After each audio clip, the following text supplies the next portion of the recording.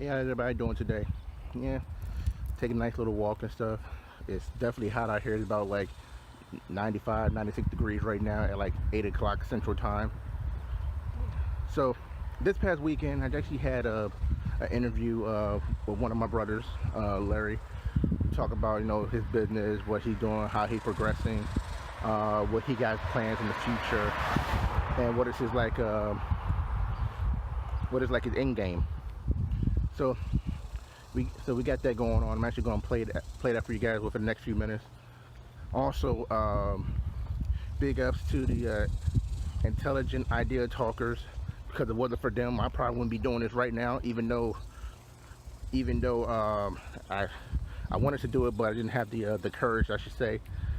So these guys definitely helped me out with that. Also, same thing with Larry. He also got his video blogs on, his interviews, his podcast, all that stuff going on. So these guys definitely just helped me out to get going with it. So big ups to them as well. I definitely made a shout out to these guys in our interview as well. And thank goodness it's not bright out here anymore. I actually had some sunglasses, but I actually put them on and I broke them, so can't wear that. But without further ado, let's go ahead and start the video. Talk to y'all later. Peace.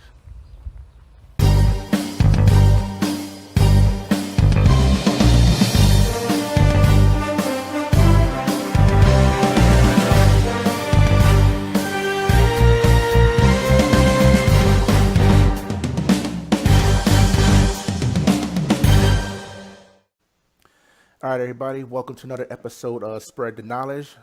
This is Chris Edwards speaking, and right now I got a special friend. I actually consider him my brother. We know each other for nearly 25 years, and Long time. a very long time. But before I go to say his name and everything like that, just gonna let you know that he actually helped me out with a lot of things, especially with my business getting going and everything. He has multiple businesses. He's actually has his own real estate business. He has his investment investments. He also does travel. He loves to travel, so he actually got a travel agency going as well. So if you ever need anything from him when it comes to investments, you go see him. Need anything about traveling, you go see him. Need anything about real estate, especially what he got in store in the next few years. I know he got a lot of things going with it. You go see him. So without further ado, I want to talk to my friend, my brother, Mr. Larry Patterson. How you doing today, sir? Hey, I'm doing wonderful, sir. Thank you for having me. It is always an honor and a pleasure to not only be on your show, but to just converse with you all at the same time. Yeah, it's awesome. Like I just said, 25 years, man. We know each other. We go way back before The Rock was even wrestling. And look at him now, who knew that he was going to become the major superstar that he is now. It is true. He's the last action hero. He literally is. Not only that, he's a very smart businessman all at the same time. So That's true. But at the same time, we're also smart businessmen too. So we're actually doing our thing as well. So it's very exciting that we actually get a chance to talk about this. I know in a couple of my podcasts, I always would say like I'm trying to bring people onto my platform just to not only talk about just business in general, but also just big up what you're doing. And you've been doing big things for years. You actually had the travel agency. You actually been telling me all the time, "Hey, you travel, you come see me, come see me." So, and I seen what your platform doing is very incredible. You just said you recently started doing real estate, everything. So that's definitely amazing. I'm always been proud of you on that. So, with I that be, appreciate it. with that being said, let's get into it. All right, let's rock and roll. So first of all, it's very hard to start a business. You know it, I know it, but the people out there may not know it. So one of the questions I want to ask you is, what made you decide you want to start your own business? Okay, so the main thing for me is that I wanted to start a business is number one, freedom. You know, I always quote Damon Dash, whether you love him or hate him, because I always say he's like half of a jerk, but half of an intelligent professional businessman all at the same time. And he knows that. So for anybody to say that, he knows who he is. And he's comfortable with who he is. But freedom, I don't care who you work for, you could be a VP at a company. there's all from a salary perspective and slash standpoint, you're going to tap out at some point, and your earnings are going to be capped out at one point, and you're not going to be able to earn more money. One, two. Even when you climb the quote unquote corporate ladder, and you know this because you worked in corporate America, in a sense, your life is taken away from you because you're spending half of your day at the office, especially once you climb the ladder. When you get to program management status, when you get to VP status, you know, and especially with somebody like you have a family, you want to spend more time with your family than you do at the office. Correct me if I'm wrong. That is true. Even though my office is right here, but Right. But most people can't say that work for a corporation, especially once they get to the management levels and division level. You know, managing a specific division, they got to spend more time at the office in a lot of instances. And so it was a financial freedom thing for me at the end of the day. And then two, it's a lifestyle because you know, having your own business. Owning a business is a lifestyle. Being a boss is a lifestyle. It's not a job. So and you're on call 24/7, 7 days a week. But if you're passionate about it, you never really feel like you're working. I'm passionate about being a real estate owner. I'm passionate about my podcast. I'm passionate about travel. So those are the main reasons why I wanted to start my own business. You know me. I'm a humble guy. It's not about looking like a baller. A baller to me is not ever having to worry about working again, and be able to spread the knowledge base so other people can adopt that same mindset, if you know what I mean. nah, exactly. So, because you share that mentality with your brethren, and they're going to prosper at the same time. I mean, Damon Jazz said it great. And the reason why I keep mentioning his name, because I just saw a video with him with Dr. Royce Watkins. And I forgot that not only did he put on Jay-Z, but he put on Lee Daniels. He put on Kevin Hart, and you already know about the dispute that they got going right now, and it's just hilarious in itself. So he put on Kevin Hart. He said this thing, and I love this, and I wish more CEOs would adapt this mindset. He said, I put people on to the point where I didn't have them dependent on me. I turned them independent, so they didn't have to be dependent on me, and so that they could continuously spread that message with the people that work for them. Right. Because he said it best. The corporate mentality is so you can continuously be dependent on your employer. Because an employer doesn't want you to be independent, because if you are, then you become that employer's competition. It's the same thing like with Master P when he was when No Limit was on the rise. He didn't because back then the same thing with Rockefeller. Instead of trying to get your artists all their royalty checks, everything like that, he put them on to the point like, hey, you're gonna have 2 or 3 businesses when it's all said and done. So even if your music doesn't work, you still got something to hop on after. And actually, there's one main person that took that and ran with it, and that's Snoop. Thank you.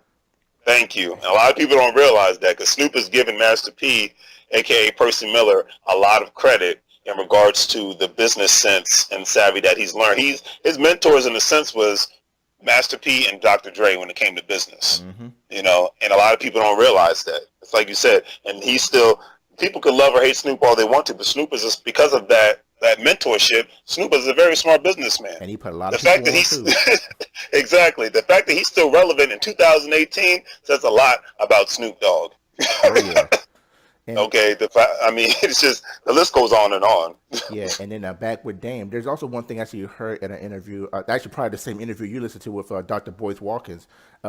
He said a circle of success. And yes. That's definitely one thing. It's actually kind of funny because we were doing the same thing with a lot of our other friends as well. We didn't even realize it.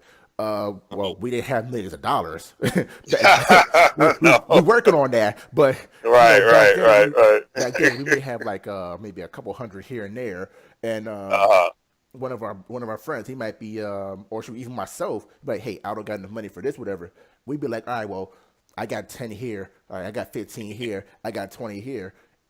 Right. That builds up. Exactly.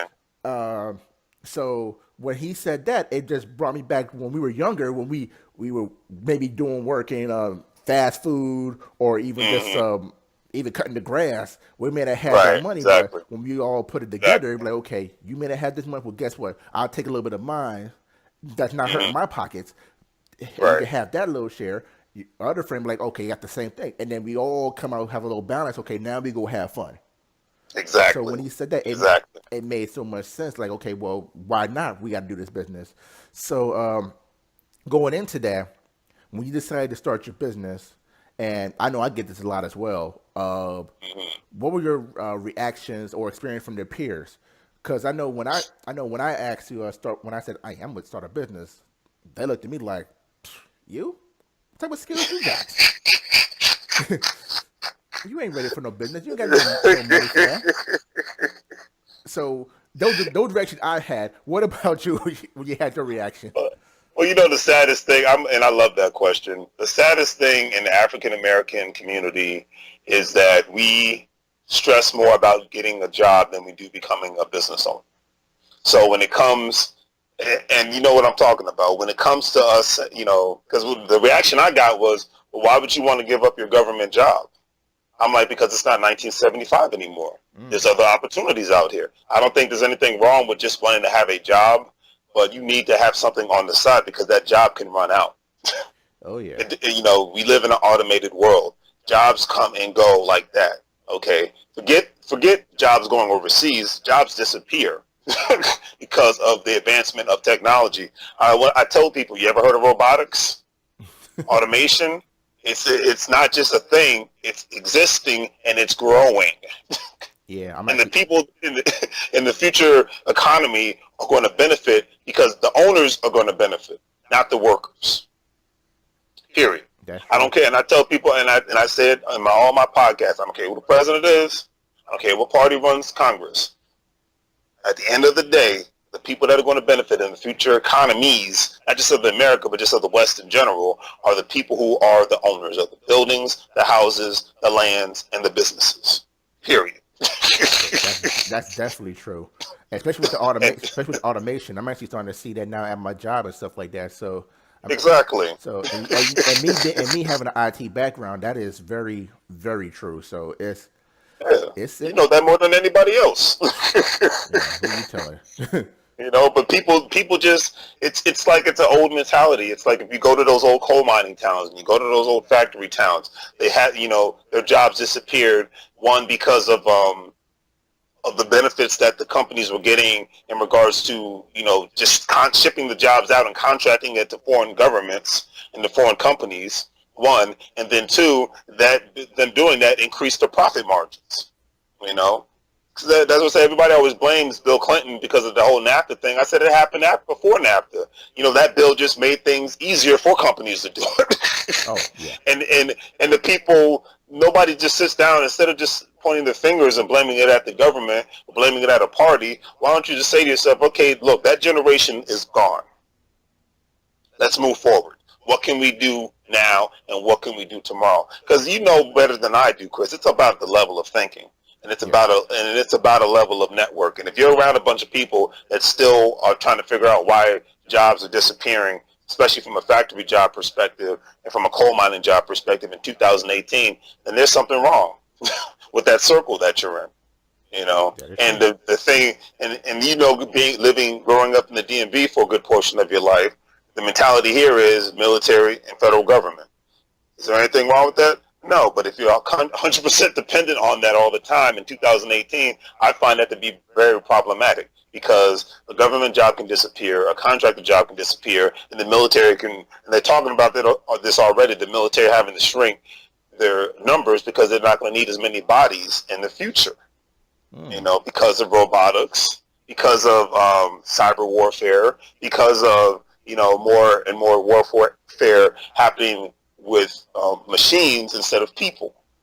The manpower for a lot of things are just not going to be needed within the next 20 to 30 years if people aren't. It's not clicking in their minds. Yeah, that is true. So it's like you gotta have a definitely a plan B, plan C, and all See, the way down to plan Z. You gotta have those backup plan because plan A is not gonna cut it. And firsthand for me, shoot, actually back in what, 2010, mm, almost all the way to 2011, I was actually right. one of those fortunate people not to have a job because of Mm, things had changed in a certain way. So I was like going to school for my IT degree, but I was also doing right. like almost manual labor to the point that they didn't need me. They asked me to do change my position from one position to another. And when I said I didn't want to do it, then they basically said, okay, your services are no longer needed. Goodbye. So, And you're speaking from experience. oh yeah, This stuff can happen, and that's what it just boggles my mind that because people, the comfort zone, it's a death sentence. mm-hmm.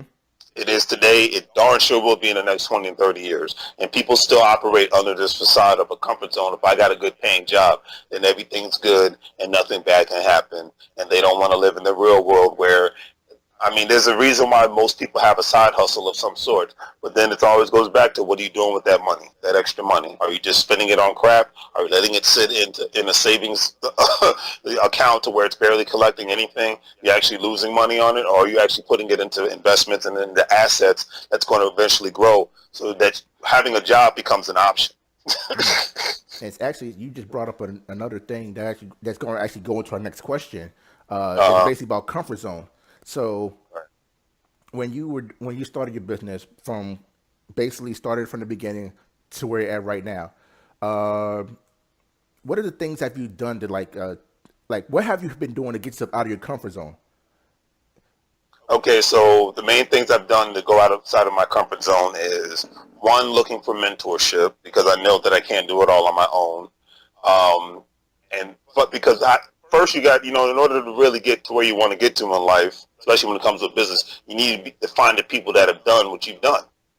Okay, one. Two, I've gone to seminars, and I've paid to go on to seminars to be around, to network and find the people that have done the real estate investments, that have done the travel industry, that have done the podcast. I've gone to these different events. I've gone to states where, a great example, I went to Salt Lake City, Utah to go to a YouTubers conference. Oh, wow. Okay. Yeah, I did this last year. It was a real quick trip. It's kind of one of those. I found out about it. I bought the plane ticket, and then 2 days later, I went. Actually, it's kind of funny. It's kind of funny. So let me get this straight here. This is another one I got to big you up on. So you had a YouTube conference you went to. Basically, spur of the moment, you just found out about it. You bought yourself a plane ticket, flew out to the conference, and came back. Now, let me ask you a quick question on this one, and this is going to be something that a lot of people are going to be surprised about. Did you use your travel agency to get those tickets? I did. So basically, you wrote yourself a check and you're paying yourself right back. Exactly. See, that's smart. And giving it, like you said, because in a sense, that whole trip was tax deductible. See, that's smart. That's a double smart right there. And you know that when you have your own business, that's one of the perks. Majority everything that you do, for the most part, is tax deductible. And the crazy thing was, I was the only brother at the conference. Really? And that goes back to going outside of your comfort zone. Not to say that there's not black people in Utah, because there are. Yeah. But how many do you know? And I'm nobody special. I'm just saying that'll just go off the spur of the moment and do something like that for their business. Now I know people that will do that when it comes to like a football game, or a basketball game, but what are the chances, what are the risks you're willing, because being a business owner, you have to be willing to take a risk. Oh yeah. It might work out, it might not work out. But when you walk outside of your house, you have a chance of being killed for any reason anyway. So why not take the great conscientious risk for your own business? And that goes back to what you were just saying, the whole comfort zone. I went to a state that I knew nothing about, didn't know anybody there, but I was adamant to get this information and to be around YouTubers who make millions of dollars a year or hundreds of thousands of dollars a year off of the channel.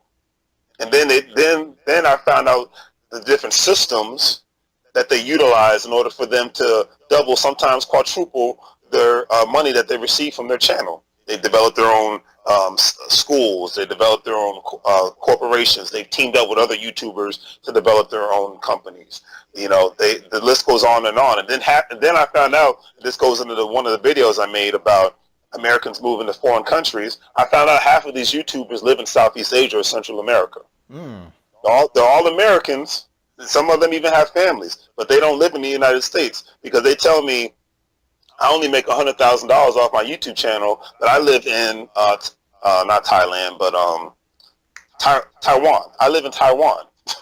So my $100,000 a year is like making $6 million a year because I live in Taiwan. You know, I maintain a small house somewhere in the United States, but I have a gigantic house in Taiwan. Mm. You know, and they're like, and I was like, well, you plan to stay there forever? They said, no, this is only like a 5 to 10 year thing, because then with the amount of money that we're saving, you know, we can come back to the U.S. where one, we're able to create more businesses. Right. Two, there's actually communities throughout Southeast Asia and Central America that consist of Americans who are doing the same thing. That's pretty amazing. I didn't even think And about I that. didn't, and I didn't, yeah, I didn't even realize that this was a big thing that was occurring until I went to this conference. It just boggled. That was just one of the things I learned, but that just boggled my mind because they're playing the money game in the right way. Yeah, that's actually pretty amazing. I know. Just watching a few YouTube videos just on cars, and I seen Mm-hmm. one of the guys. He actually lives in the Houston area. He just broke he broke the 100,000 subscriber limit, or subscriber views and everything like that. They gave him Nice. a bronze YouTube award.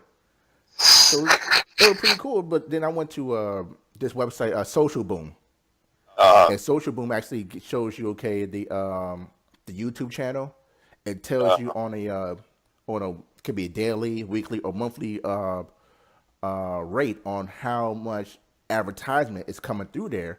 And this man that broke 100,000, I'm like, wow, on a yearly basis, just off those videos alone that he's been doing for, I think, 4 years, he Mm-hmm. now makes over 50,000 a month just off of that. And I'm like, There you have it. wow, that's and all he doing is just talk about his passion in his car. So, and the one thing about me, like I said, get out of your comfort zone. Like this right here is, I'm not the best speaker. So this right here alone is getting me out of my comfort zone. Okay.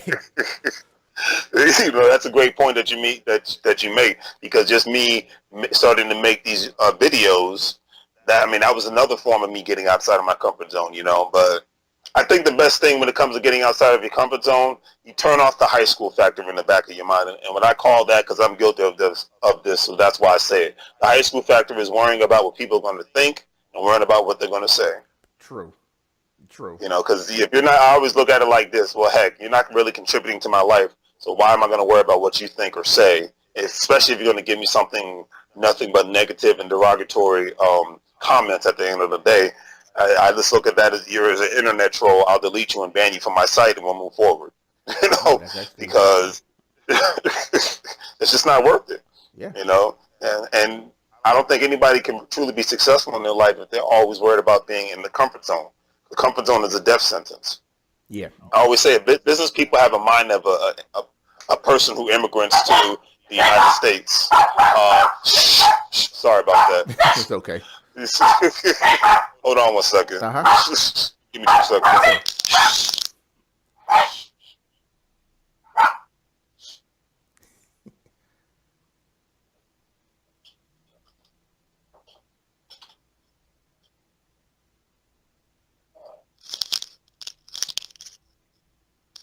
So anyways, you were saying, sir? Sorry about that. Nah, it's okay. I mean, I always have my dogs with me. No, I understand. Like, I'm about to say, I got my dogs. They're actually away because, well, one of them's a Great Dane, so his barks should be louder than anything. So, got to keep him away from the office as much as possible. Absolutely, absolutely. So, what's your business and everything that you're doing to get your business very successful? Like, what's your motivation? What like gets you inspired to achieve the stuff you're doing right now? The main thing that inspires me the most is a lot, because this isn't talked about a lot in the news, and just probably reminds me why I don't watch the news a lot.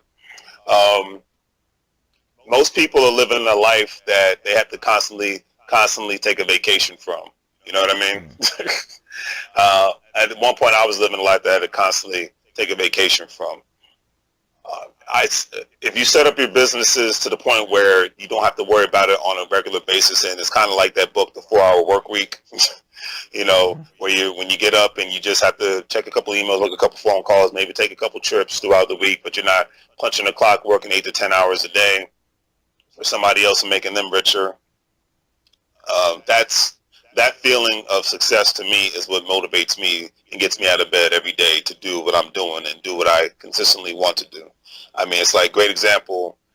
Last weekend I went to Pennsylvania to look at properties and to check out mentorship and whatnot. And it was a great trip. Wouldn't change, trade it for the world.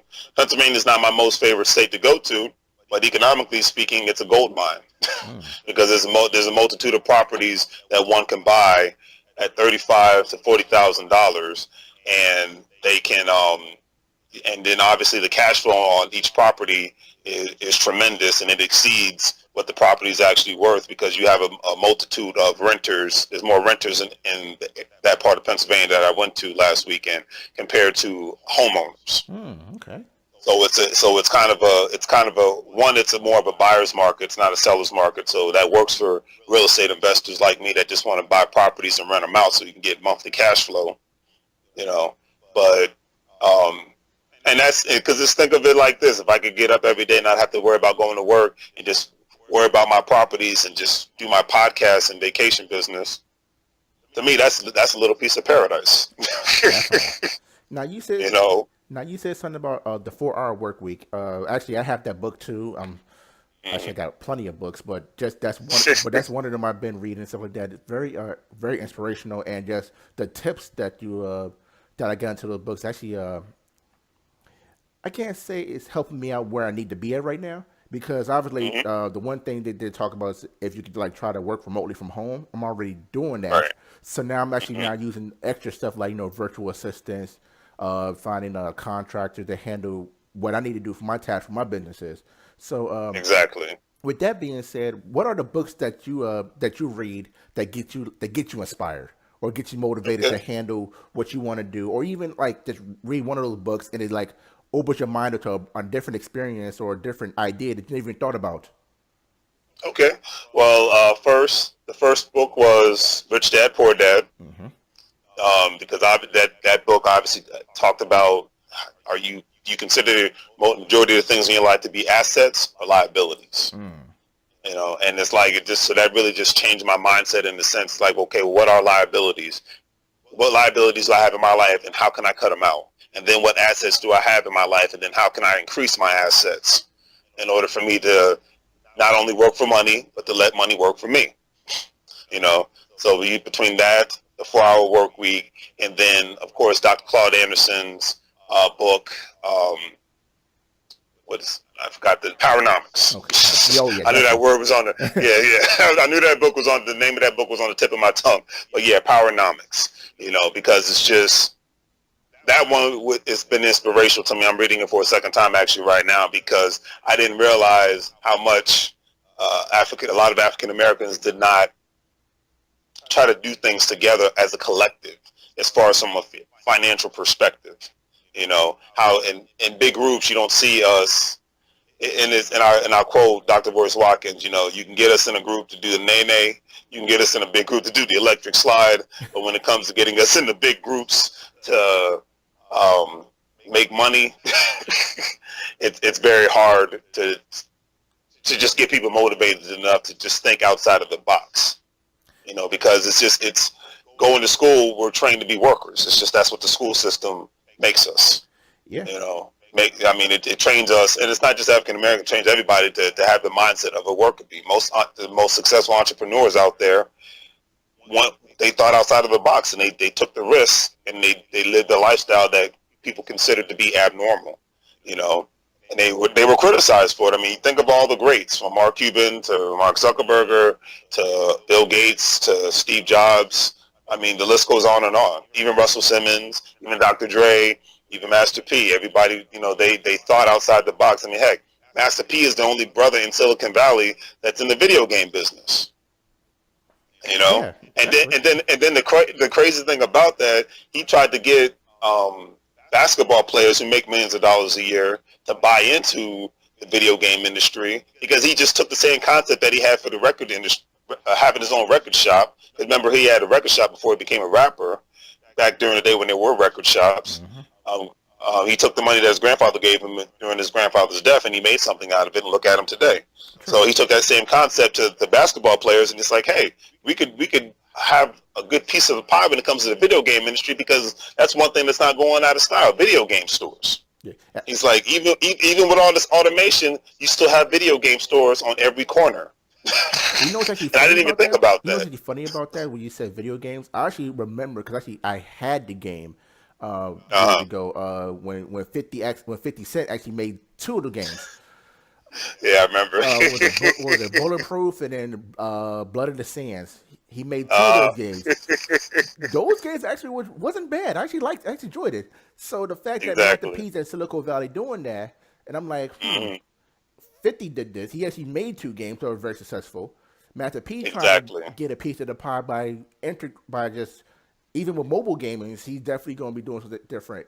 It's very Exactly. interesting how, and now I know when it came to the sports industry, Master P didn't do a good job when it came to sports agency. I was compared to Right. outside Right. what Jay Z doing now with his Rock Nation, but Exactly. he's still so innovative that he learned from that and he's moving on. Exactly. But just a lot of people just not giving him a lot of people in the sports industry just not giving him another chance because of what he did to at that time he was Ricky Williams, what he did with his Exactly. contract. So Exactly. obviously Master P learned from that. And Hmm. he definitely got better over it, but just that stigma in the background, a lot of people just not focusing with him on that, and that's kind of a sad thing. Um, Exactly. It and is. I know for us, now I'm saying we didn't grow up in like a bad neighborhood, anything like that. Definitely different compared to Right. the where we came from in New York City. Absolutely. But just the fact that I know there's been plenty of times where there was actually business opportunities that came up that just opened my mind up, and I'm like, hey, we talked to our friends like, hey, we might want to get into this, and Hmm. they looked at us like, really, we're not. Like you barely have money now. What are you talking about? You want to do a business? And I'm like, that's the point. Exactly. But Take the risk. yeah, Bet on yourself. that's You know. bet on yourself, and also you put your money where your mouth is. You put your own money up, and Exactly. that's very one of the hardest things to do for a lot of people is that when you want to start your business, but you don't want to put your own money up. When you put your own money up, Exactly. like you said, when you put your own money up, you're already taking a risk right there. You put your own money up, Exactly. you're not getting it back. So you might as well try Exactly. your best to make it work. And if it doesn't work, you learn from it and you go on to better pastures. If you lose your money and you don't learn from it, you're gonna make the same mistake over and over again. I I did a lot of things I tried that I spent and Same here. I never got it back.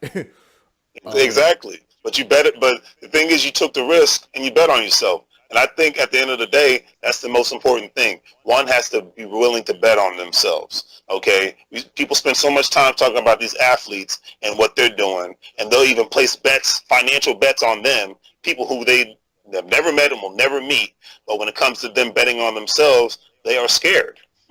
Yeah, And that's hard. that fear becomes a prison. They don't, I mean, eventually a lot of people that we grew up with are going to be in their 50s and 60s and are going to wish that that they betted on themselves when they were in their 20s and 30s. Yeah, and that's Because tough. That's they're going to realize when they get that age, I don't care how much they might have in their 401k, IRAs, or whatever, it's not going to be enough.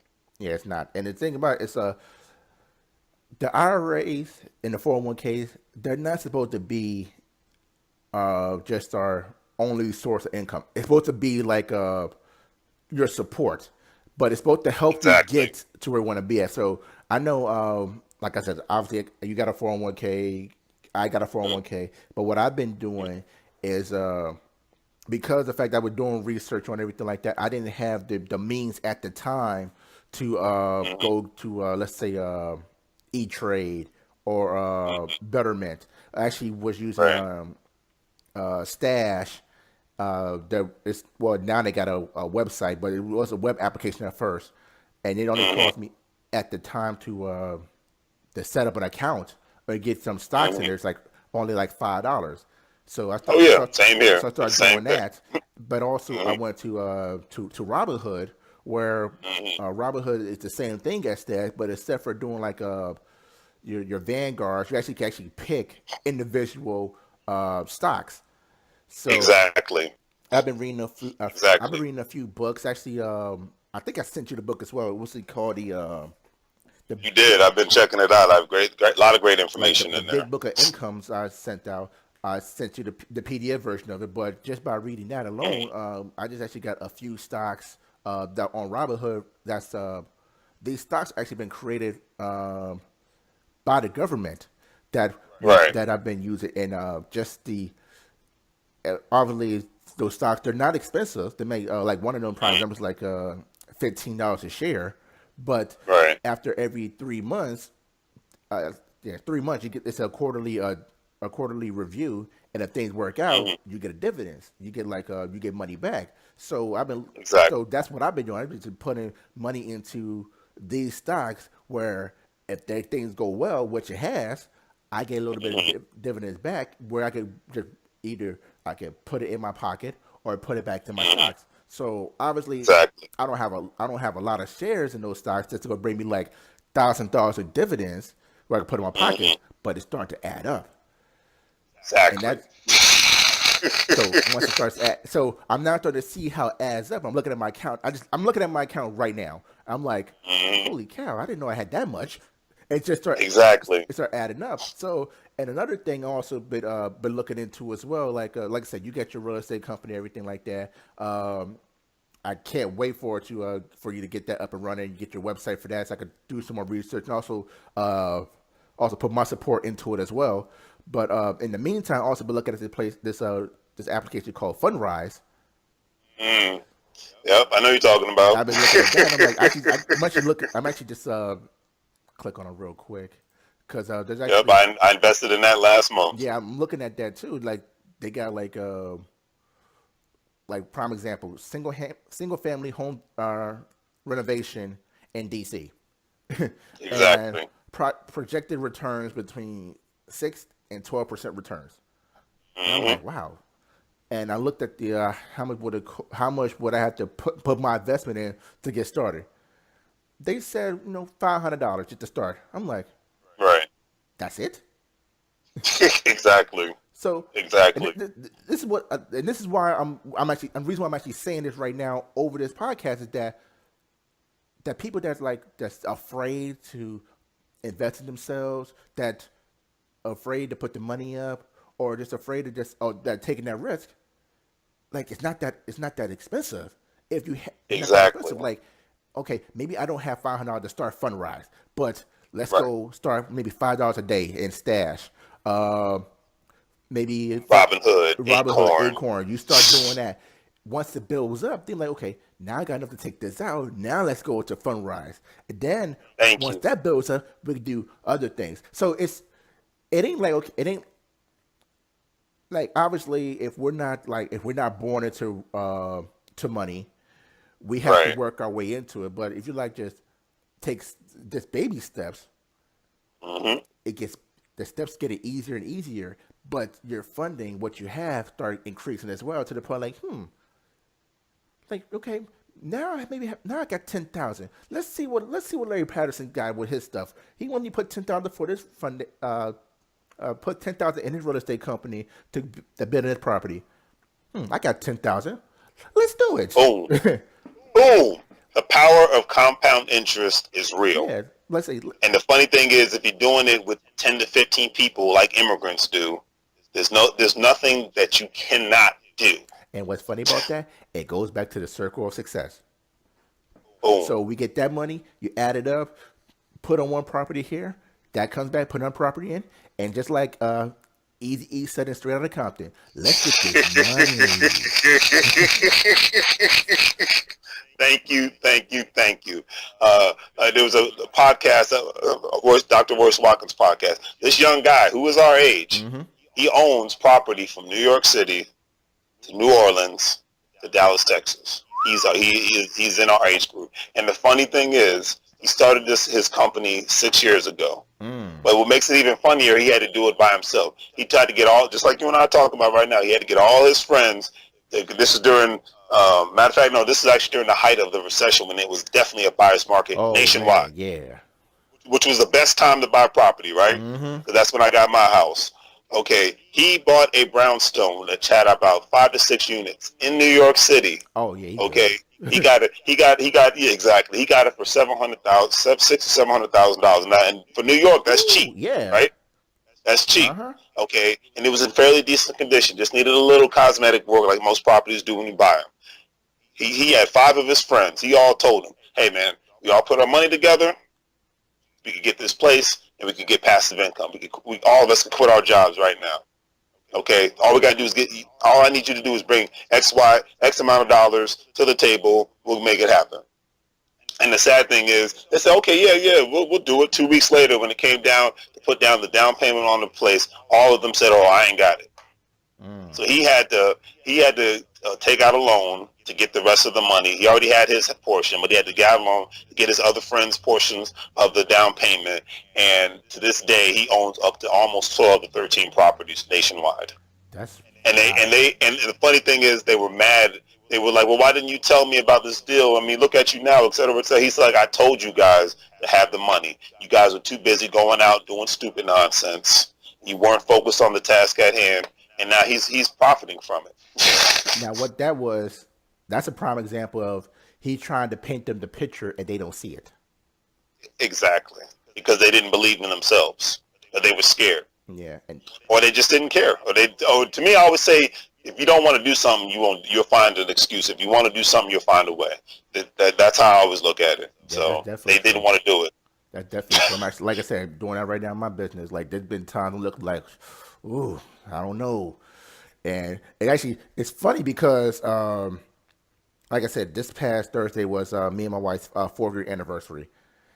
And then, Congratulations. thank you. And the one thing that she said to me that that actually meant the world to me, she's like, "I'm gonna stay by your side no matter what for your business. Just keep going. Just do it. I got you. I got your Exactly. support." When she said that, I'm like, and she been telling me, but I'm like, okay. So I told her what I want to do. She's like, "You ain't got to tell me this. Just do it. I know what you're capable of." I know that's right. I'm like, okay. So And it's great to have somebody by your side that actually believes in you, because outside of a spouse, that's really hard to find anymore.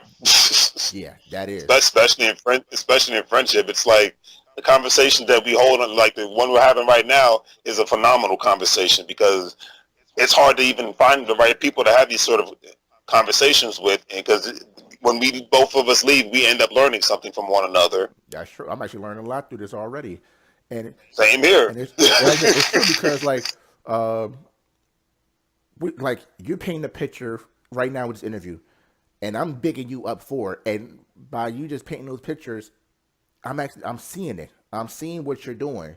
I'm seeing what you're trying to accomplish, and I can tell you right now, man, you're gonna get it in between 5 to 10 years of just doing what you're doing right now. You're gonna get everything that you're gonna deserve because I see the picture you're doing right now. I appreciate it, man. I really do. I see I it. really I do. really see it. Yeah, I mean, within the next couple of years, I plan to not only quit my job, but I plan to purchase more properties, so that I can not only increase the business, but increase the opportunities for others, so that they can get to that same level or even surpass me. It's like Dame Dash said, he creates independence. He does not create dependence. And I'm sure you want to do the same thing for your friends and family. You want to create independent thinkers and independent business owners. Actually, you know what's funny about that? I was actually going to ask you that question, but you're already doing that right now. So, like, your end goals, or like, what's the end results? What you're trying to do, and you already explained that right now. You just want to build your business up, but you also want to make sure that you what was it? What was it? Damon Jones actually said this. Mm-hmm. He don't want to give out handouts. He want to give hands up. Hand up. So and Exactly. actually we have the same goals. We want to get our business going, but at the same time we have friends. Actually, your friends are my friends because we all lived in the same neighborhood for so many years Exactly. that we both know what type of skills level that they do. Like I mean, one of our friends that we know dearly, Hmm. he's actually got his accounting degree. So Hmm. and obviously we already know he's always good with money. Sometimes sometimes Absolutely. he's a little stingy with it, but we know why. But he's always been good with the money. Absolutely. So my end goal is, I know, and as soon as I say it, you're probably gonna shake your head as well, because that's the same thing you want to do as well. Is that I'm not the I am good with making money, earning money. Mm-hmm. Mm-hmm. Sometimes if it's for the right cause, spending the money. But when it comes to Right. put it in a different cause and make sure we maintain that, my goal is Mm-hmm. to build my business up, but have that same friend that we both know, let him handle the Yes. books. He does the accounting, There you go. handle the books. Like here, I got, let's say I bring in, I got $150,000 right now. Mm-hmm. I'm willing to give you 40 right now. You handle my books, and then you start building your accountants up. I'll help, because since my business is a consultant business anyway, I'm gonna Mm-hmm. give you 40,000 to be on your feet, but I'm also going to help you get your accounting business going as well. So I'm gonna put the There you right part go. in your place, so you have your own accounting firm. And I know for you, you're gonna probably have, by that time, you probably have like $6-7 million anyway. One can only hope, right? So you're gonna be like, hey, I know you just started your accounting business. You got your own accounting agency. I want to be one of your clients. You watch my books as well. Mm-hmm. Here's my fees. Now he's watching just our two books. He watching our money. Exactly. Just us two alone. Mm-hmm. He's now successful. He now got his own Mm-hmm. accounting agency. Now he's able Mm-hmm. to look like, okay, I got two clients.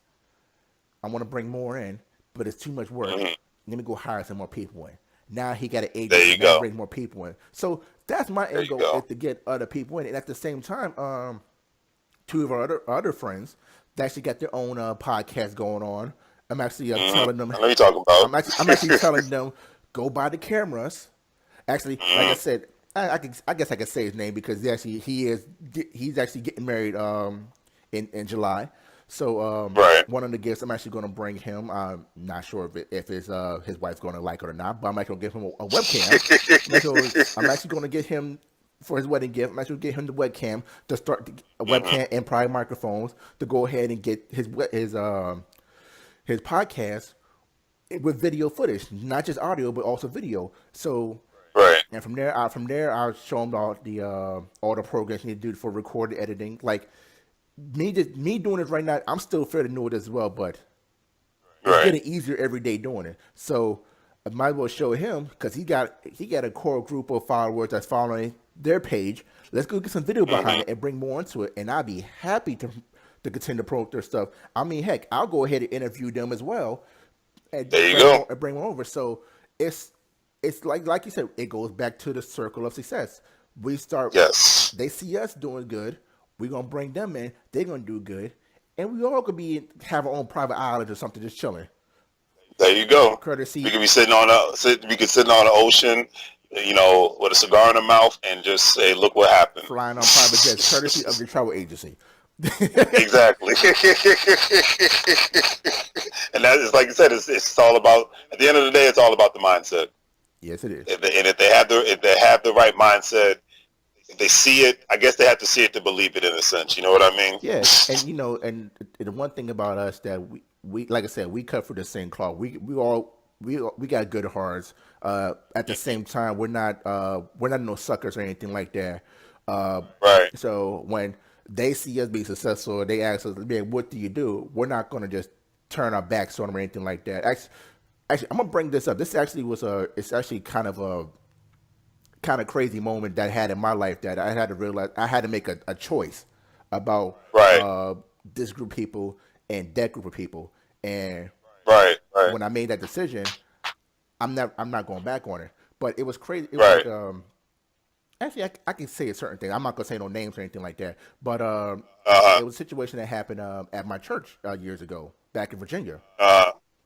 and one of the fellas got caught up in a bad situation, everything like that.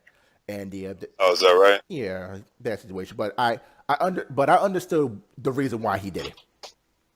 But Why is that? well, the situation was that they were his parents were short of money and everything like that, so he wanted to go do some. He had to hustle to get that money in. So he Got you. wasn't doing Got it you. just because he wanted to. He had a reason to do so.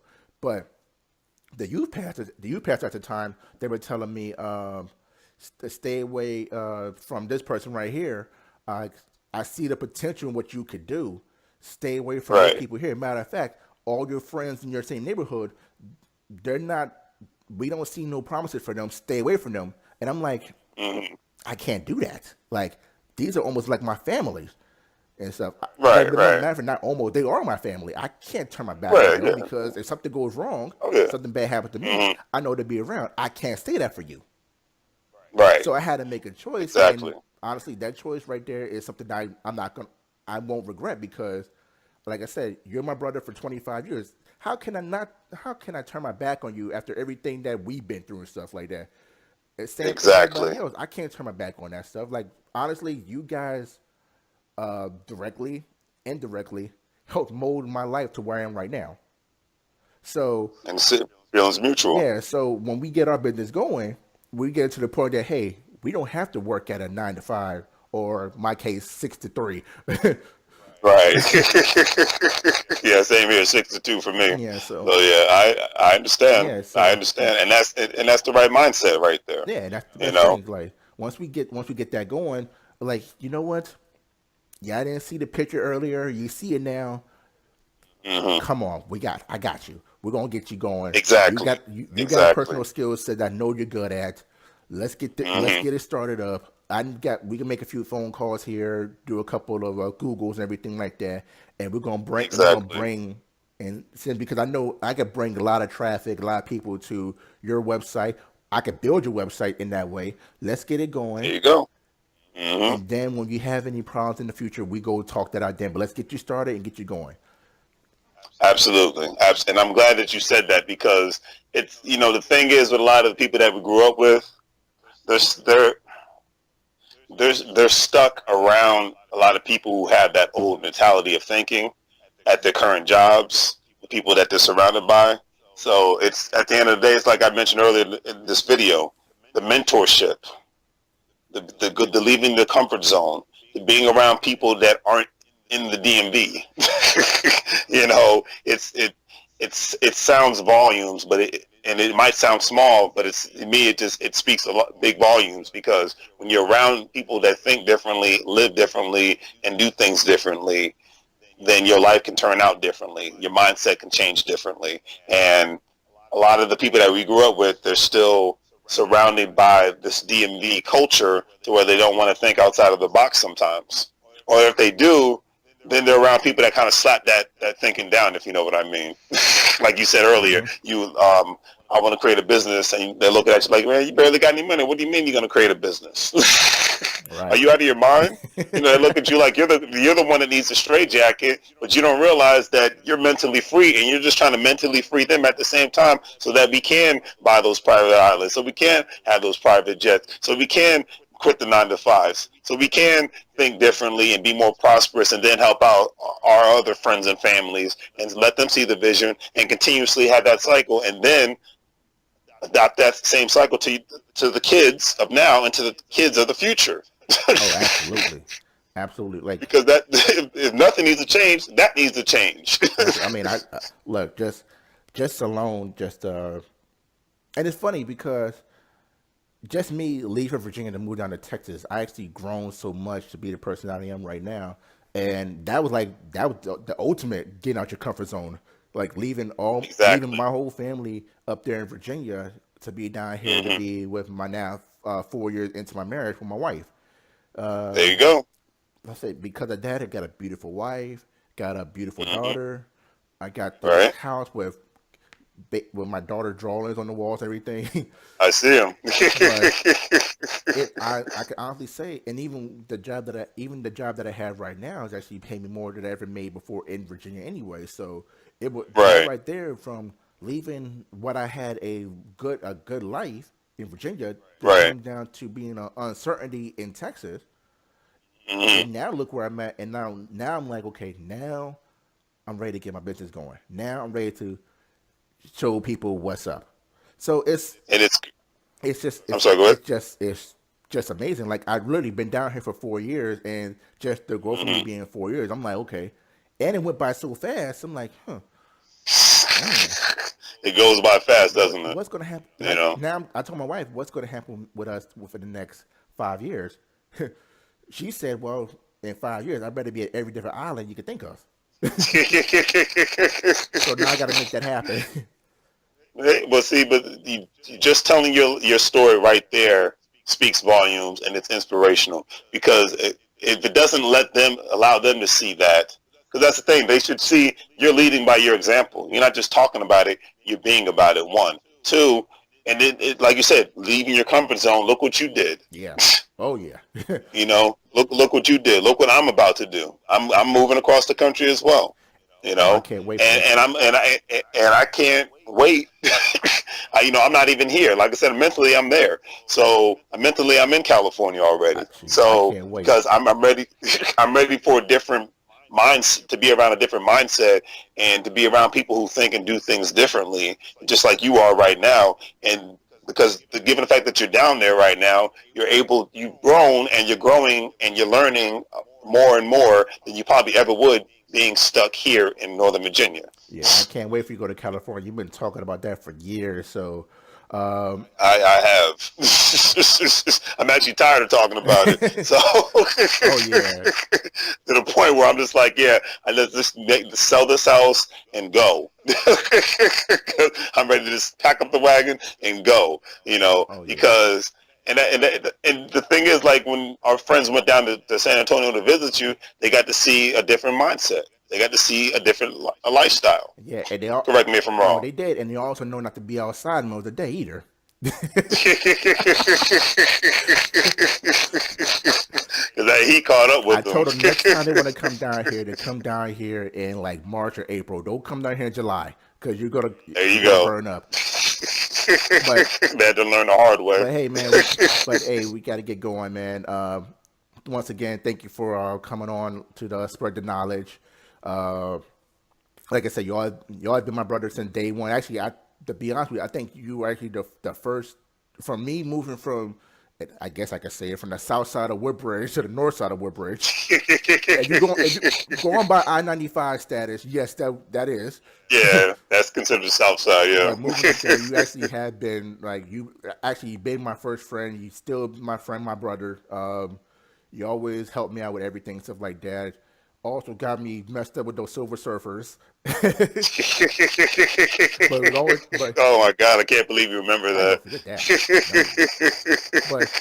But So long ago. it's always been a fun time, man. Like I said, my family will be up there in mid-July anyway, so definitely get a hold of you. We'll meet up and link up to have a good time. We're gonna have everybody around and stuff like that, so it's all gonna be a good thing. But once again, man, thank you for coming on to the show. You're my brother, man. No problem. Appreciate everything that you've done. I'm proud of you for everything that you're doing and what's going to happen in the future, man. And obviously, we're going to keep in touch always with that, man. So Absolutely. Thank you again for having me, and you inspire me just as well, and you keep up the good work down there. And Texas and California, we're going to unite. definitely, man.